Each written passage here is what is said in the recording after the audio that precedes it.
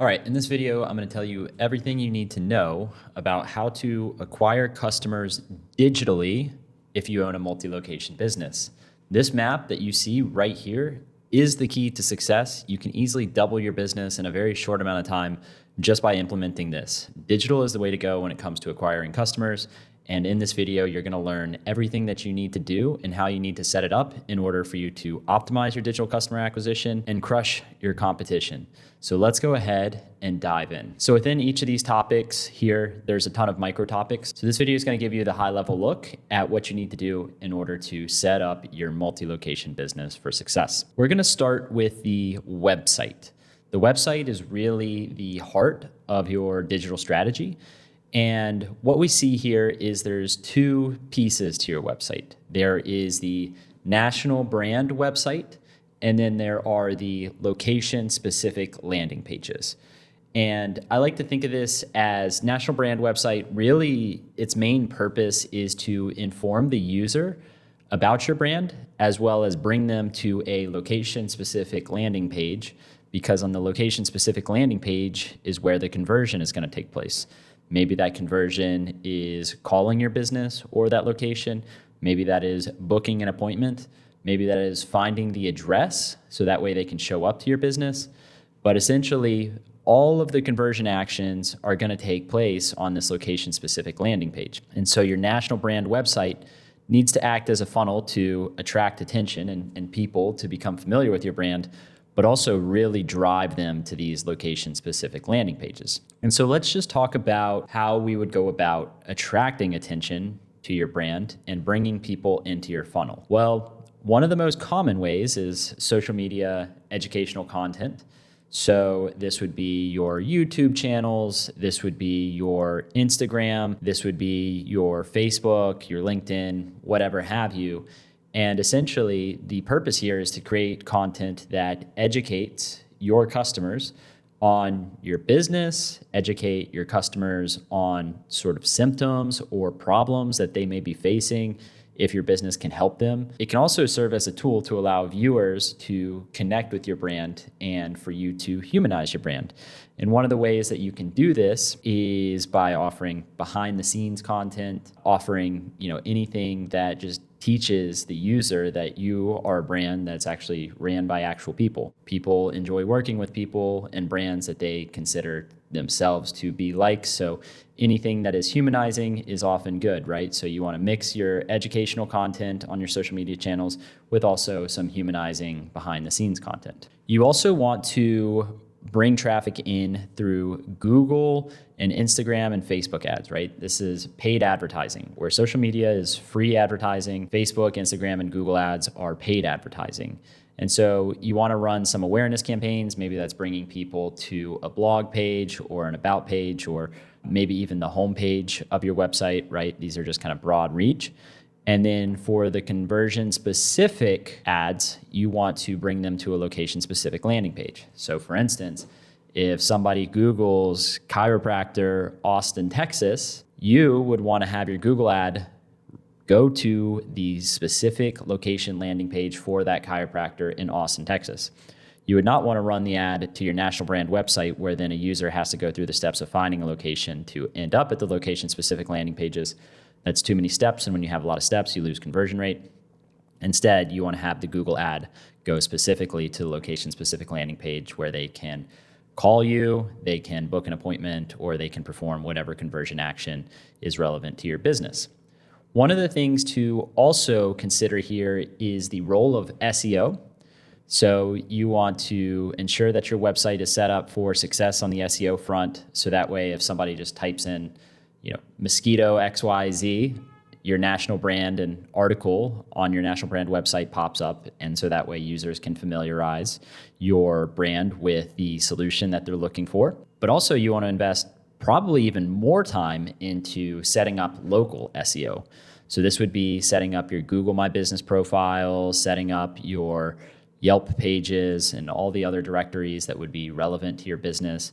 This is ensuring that your NAP, which stands for name, address, and phone, is similar across all directories and web pages. If it's not, if you have like a different hours of operation on your Yelp directory compared to your listing page or location-specific landing page, then you're going to get pinged and Google is actually going to rank your website and your Yelp listing lower because they just don't trust the data. So you want to make sure that you have very accurate data in your location-specific landing pages and all the other directories, because it will help with your SEO. And a lot of people who you bring into your multi-location business are going to find you through local SEO. So it's going to be borderline impossible to run a multi-location business if you do not have some sort of expertise in local SEO. That is a place that we can help you. However, if you are watching this video and do not want help, you definitely need to gather experience in local SEO. So once somebody comes to your location-specific landing page, we want them to become a customer, right? We want them to convert. So that could happen in a few ways. One of them is, again, giving you a phone call, or two, booking an appointment through your scheduler. However, not everybody who gives you a phone call or books an appointment through your scheduler is actually going to become a customer, right? Some people are just going to drop off. Some people are going to just not answer the phone. Some people are just not going to convert, right? The conversion rate is pretty high, but some people are not going to convert.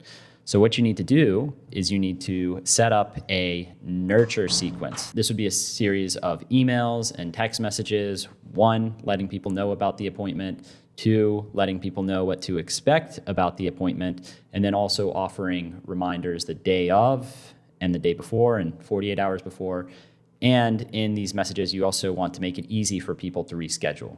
So that way, if they do need to change date, they don't just like cancel the appointment. Instead, they reschedule and you still get to keep the customer. Okay, so once they've become a customer, the next step is to offer them a delightful experience, right?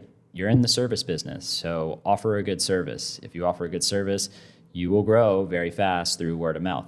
If you offer a bad service, unfortunately, this digital ecosystem isn't going to help you. I don't know if anything will. So make sure that you offer a delightful experience with your business. And once you offer that delightful experience, then what we recommend and what we have our clients do is send out a survey asking them how likely they are to recommend your business to somebody that they know. And if they recommend your business and if they give you like 5 stars out of 5 stars, then what you want to do is you want to then bring them and ask them to leave a review on your Google directory listing, on your Yelp directory listing.